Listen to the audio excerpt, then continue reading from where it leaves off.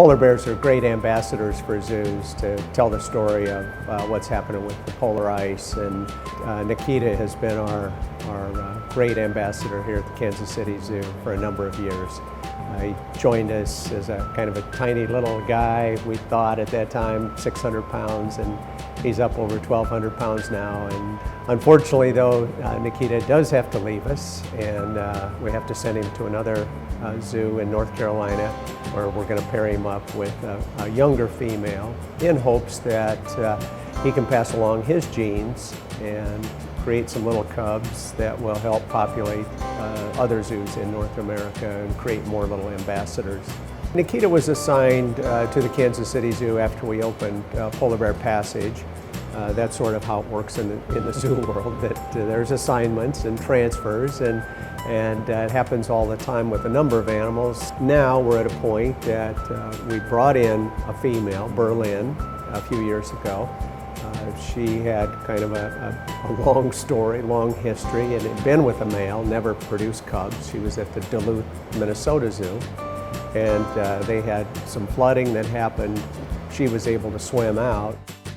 The SSP took a look at that kind of North American zoo population and saw Nikita was here without a female.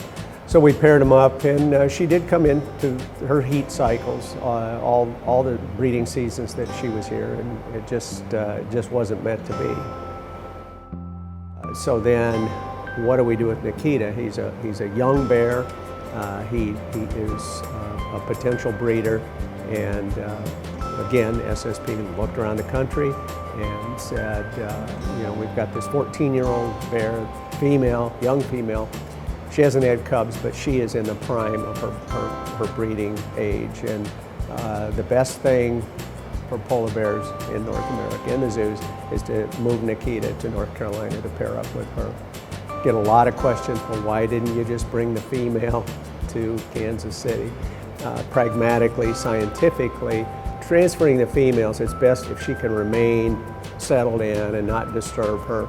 So Nikita's going to be here at the zoo through the New Year's weekend, and we're arranging to transport him to North Carolina during probably that first full week in January. How do you get a polar bear from Kansas City to North Carolina? That's always a question that comes up. And basically, we will have a refrigerated truck. We'll turn the temperature down about as low as it'll go in there, the colder the better. And we'll have a chase vehicle with veterinarians and keepers. We'll have a closed circuit camera on him in the semi-trailer that they can watch in the vehicle. Stop probably every hour or 2 hours to check on him. So as they're cruising down the interstate, they'll radio each other, hey, let's pull into this rest stop. They'll open the doors, check him, make sure he's okay. If he needs a little water or something, they'll give it to him. So we're going to have Nikita's going away party on December 19th, and we'll have a day filled with activities in and around the polar bear exhibit. We'll have special things that we're throwing to Nikita through the day. There'll be some photo ops and just a lot of activities, and sort of celebrate his time here in Kansas City and throw him a heck of a bon voyage party. So Berlin is really, I think, a really good-looking bear. We know when Nikita is no longer here that Berlin will probably come a little more out of her shell. She'll spend more time outside up towards the windows, and we'll try to do some things to entice her to do that.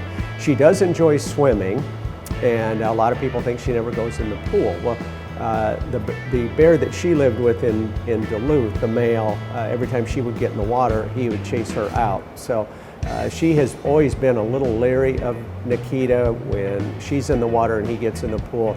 I think she remembers those days that she got chased out of the pool. You know, we built the Polar Bear Passage with the intent of using polar bears to teach. They're fun to watch, but also to teach about what's happening on our delicate planet. Our intent is to always have bears.